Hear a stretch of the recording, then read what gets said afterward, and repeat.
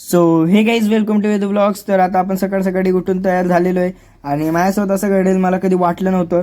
कारण की आज सकाळी मला कोणतरी आवाज देत होतं, पण मी इथं तिथं बघत होतो तर काय खिडकीतच आपला सबस्क्रायबर आपल्याला हात दाखवत होता. त्यासं 2-3 जण होते. तो म्हटलं ब्लॉग काढ, त्यासं ब्लॉग काढला आणि मी डायरेक्ट गेलो सोन्याच्या इथं गेलो. म्हटलं आता काय करू म्हणून आम्ही असं सहज चालत गेलो. नो प्लॅन, आमचं काहीच नव्हतं ठरलेलं, तसंच आम्ही चालत गेलो. मग असं चालता चालता आम्हाला दिसलं डायरेक्ट गणपतीने बनवत होते. कारण की आता गणपती जवळ आहे तर म्हटल्यावर एक गणपती होती तिथं. आणि मग तिथून आम्ही सरळ गेलो मयूरच्या इथं. जी पेंटिंग काढली ती मयूरच्या पप्पाने काढलेली, म्हणजे ह्याच्या पप्पाने काढलेली. मग याला म्हटलं आता जरा वेळ व्लॉगमध्ये बघ, काहीतरी सोबत बोलायला बिझी होता जरा. मग त्याला म्हटलं जरा बघ, जरा जबरदस्ती त्याला बघायला लावलं. मग हॅलो गाईज म्हणून त्याने दिलं सोडून तसं. आणि मग आम्ही तसंच चालत गेलो अजून पुढं. आणि मग आता काय करू काय, मग आम्हाला भेटलं जरा पेरूचं गाडी. मग काय आम्ही पेरूच खाल्ला तिथं. आणि मग तिथून घरी आलो, सोन्याच्या इथं जरा वेळ गाणे ऐकले. आणि मग तसंच आम्ही गेलो मोबाईल बघायला.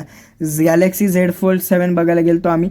एवढा भारी मोबाईल होता ना तो, एकदम स्लिम होता, एकदम फीलच वेगळी येत होती ते वापरून. म्हणजे बघितलं कसं आहे कसं नाही. आणि मग तसंच आम्ही इथे बघून डायरेक्ट हनुमान मंदिरला गेलो दर्शन घ्यायला. मग तिथं पण दर्शन घेतलं आणि घरी आलो, जरा वेळ गाणे ऐकले, मग जरा वेळ अभ्यास केला नेक्स्ट टॉपरवरून. आणि मग नंतर आता वाजले होते 11:30. तर मग आता काय करू, मग भूक लागली होती. मग पिझ्झा ऑर्डर केलता, जरा वेळ वेट केलं आणि मग काय फायनली तो पण आला. आणि मग पिझ्झा घेतला आम्ही आणि मग आम्ही आलो वर. आणि 2 मागितले होते कारण की आता कोण खाणार नाही, कारण आम्ही दोघंच जागे होतो, बाकी सगळे झोपले होते. आम्ही खाल्लं आणि तसंच आमचं लेट नाईट पिझ्झा पार्टी झाली.